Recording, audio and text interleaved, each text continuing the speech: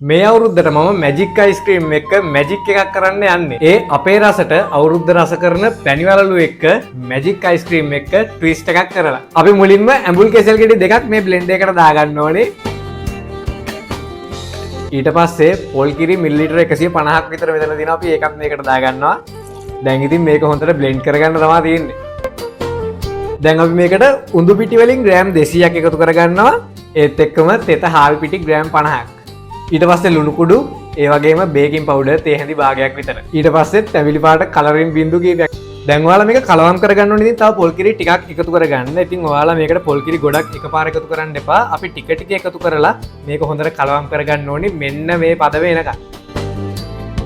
දැන් ඔයාලා මේක පියනකින් වහලා පැයක් විතර පිපෙන්න තියන්න. ඉතින් මේක පිපෙන අතර වාරේ අපි අපිට ඕනි කරන සීනි පැණි එක හදාගමු. අපි මුලින්ම සීනි මේස හැඳි දෙකක් විතර අඩු ගින්දරේ කළු කරගෙන ඉන්න ඕනි. සීනි ටික මේ වගේ ලාවට කැරමල් පාට වීගෙන ඉද්දි අපි මේකට දාගන්නවා තද රස්නේ උණු වතුර කෝප්පයක්. ඊට පස්සේ තවත් සීනි ග්‍රෑම් 120ක්.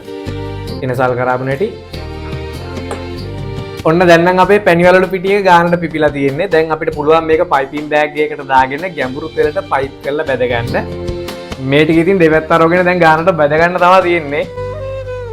දැන් ඔයාලා මේක බැදගත්තට පස්සේ මේ විදිහට හොඳට තෙල් බේරලා අපි අර හදාගත්ත සීනි පැණියකට මේක උණු වෙනම දාගන්න ඕනේ. ඊට පස්සේ ඉතින් ටිකක් වෙලා මේක පෙඟෙන්න තියලා මේක එළියට ගන්න තමයි තියෙන්නේ. දැන් නම් අපේ පැණිවලලු ටික හොඳටම පෙඟිලා තියෙන්නේ.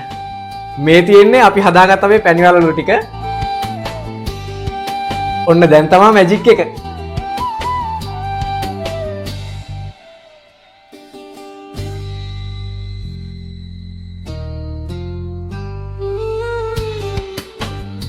අවුරුද්ද මාවලස් කරන මේක තමයි හොඳම මැජික් එක. ඔයාලගේ අවුරුදු මේසෙටත් මැජික් එකක් කරන්න ඕන නම් මැජික් අයිස්ක්‍රීම් තමයි හොඳම choice එක.